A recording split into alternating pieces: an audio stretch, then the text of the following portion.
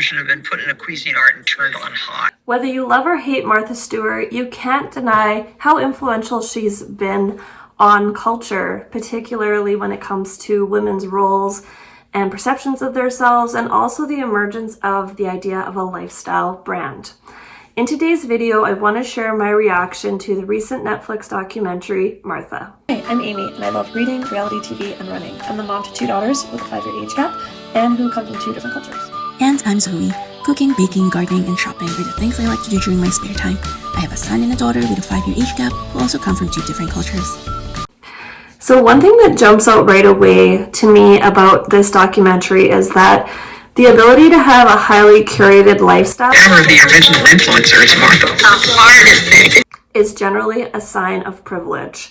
And what I mean by that is you need to have a lot of free time to be able to make a lot of these recipes that Martha's talking about, or have the perfect garden, or manage animals on a farm. And her journey to privilege is talked about in the documentary. So she grew up in an average family and talks about how her dad had trouble keeping a steady job, but was a very creative person and taught her a lot about gardening and other home maintenance type skills, practical skills. But she ended up getting a scholarship to Barnard College, where she was introduced to the brother of a classmate. And the classmate was from a very, very wealthy family. She talks about how her friend was actually driven to school in a Rolls Royce, and she always wondered who that was. Martha also admits herself in the documentary that if she hadn't married her husband, and if they hadn't bought their estate, their fixer-upper estate in Connecticut, that she probably would have never gone down the path she did. In fact, prior to building her lifestyle brand, she was a popular caterer and was often in New York at venues like the Met, doing very different and innovative things like a full table veggie platter. Things that might not seem that outlandish now, but she was really into the art and spectacle of entertaining.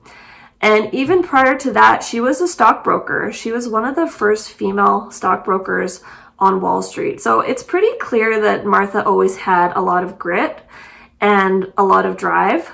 But one thing that I found really interesting in the documentary was how her life path unfolded partially by chance, right? She obviously had the drive and the motivation to build the empire that she's built, but there's always a little bit of circumstance involved in these kind of things too. If I'm being honest, I wasn't a huge Martha fan before the documentary, and I left not really feeling like a huge fan of her either. I'm strict and I'm demanding and I'm all those good things. She certainly doesn't come across as a warm person. In fact, she admits that it was very hard for her to become a mother and become nurturing to her daughter Alexis because her mother had never been like that to her. So obviously that was partially a result of how she was raised, but she just doesn't really come across as a soft person. Because she was a bitch. In the later half of the documentary, when she gets older and comes out of prison and becomes friends with Snoop Dogg, she loosens up quite a bit. But it's clear that Martha's absolutely meticulous. There's some footage shown of her in her prep kitchen with some staff members, and she absolutely freaks out at one of them for using the wrong kind of knife. And I can imagine that's the type of environment that would exist whether you're working for Martha on her team or in her home. She also comes across as a little bit of a hypocrite. She talks about how she was faithful to her first husband, and he was the one that cheated on her and ultimately dissolved their marriage. In fact, he left her for Martha's assistant. But when she talks about their honeymoon, she admits that she kissed another man in Florence in the Duomo. Didn't you have an affair early on? Yeah, but I don't think Andy ever knew about that. She doesn't call it cheating. She just talks about how she was wrapped up in the emotion of the moment. So I'm not a big fan of moral relativism, but that seemed like a little bit of moral relativism right there. One of the things I really didn't care for with this documentary was that it was directed by a man and not a woman. But I really just feel like a woman would have had a more in-depth understanding of these struggles around identity and motherhood that a man couldn't necessarily touch on to the same degree. And so for that reason, at times, Martha does come across as a bit of a caricature. He certainly does lean into her hard side and her tough side. And I think he could have shown a lot more of a window into her world. I have to be honest, there was part of me that was so curious to see more of her homes and her estates, to see how everything was done up. And he really used very, very little of that. And so for me, that was a huge disappointment in the documentary, just missing out on that aesthetic piece of the world that Martha's created, because that is so much of who she is as a brand and who she continues to be as a person. Let's talk about Martha going to prison. Martha Stewart was indicted on criminal charges. A large part of the documentary does focus on Martha's trial and Martha going to prison. But let's talk a bit about Martha's trial and stint in prison. I do feel like Martha was made an example of. She also had the bad luck of being under trial while James Comey was on a path to climbing the ladder. I was a trophy for these idiots. And so he was certainly, I believe, looking for an opportunity or a high-profile case to help benefit his career. Now, was Martha acting completely ethically? Probably not. When she got a tip from her stockbroker and sold the stock thereafter, that is essentially insider trading. But I can imagine that this happens on a very large scale with the wealthy elite, and sometimes people are caught and sometimes people aren't, right? There's certainly been high-profile cases where this has happened, but this was quite targeted onto a very small group of individuals, which also included Martha Stewart. Now, Martha does talk about making the best of her time in prison. She claims that her prison was not luxurious or a softer prison by any means. She was warned by people that she could get jumped and beat up, but she did manage to forge friendships.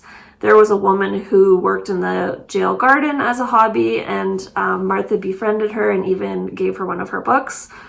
And so I think she definitely built relationships in that time. I don't really think it changed who she was. Martha's one of those people I feel like just comes out fully formed from the womb. They just kind of always are who they are. And I really felt bad for her in a lot of ways, because after her stint in prison, she talks about how she lost $1 billion in revenue because her reputation never recovered, right? She was branding herself as perfection. Obviously, you know, going to prison affected her personal brand deeply, and so therefore her company brands were never able to quite recover from that. And, you know, if only for seeing what else she would have created and how she would have evolved. I know she certainly still had business ventures, but I really enjoyed seeing Martha's point of view, even if I didn't want to do all the steps to do like a pastry covered turkey, which is a little clip they show in the documentary, which to me is like absolutely ridiculous, but it was pretty. The documentary talks about how she met Snoop Dogg at the roast of Justin Bieber. And this is my favorite version of Martha Stewart. She's a lot more playful. She's open-minded. Maybe she always had these parts to herself, but it seems like she's making them more public without the pressure to maintain this lifestyle brand that focuses on perfection. And I think part of it is also just getting older. I think you can get a little more laid back about certain things. You realize you don't have all the time left in the world, and so it's not worth stressing about every single thing. So, and I mean, Martha still looks absolutely gorgeous. I think she's, you know, maintained her health and her looks really well. And I think it's always inspiring to see an older person that's really dynamic, really trying to live life still to the fullest. So if you watched the Martha documentary, what was your opinion of it? Let me know in the comments. Even if you haven't watched it, what do you think about Martha Stewart's career, her rise and fall? I want to hear what you have to say, and I'll see you in the next video.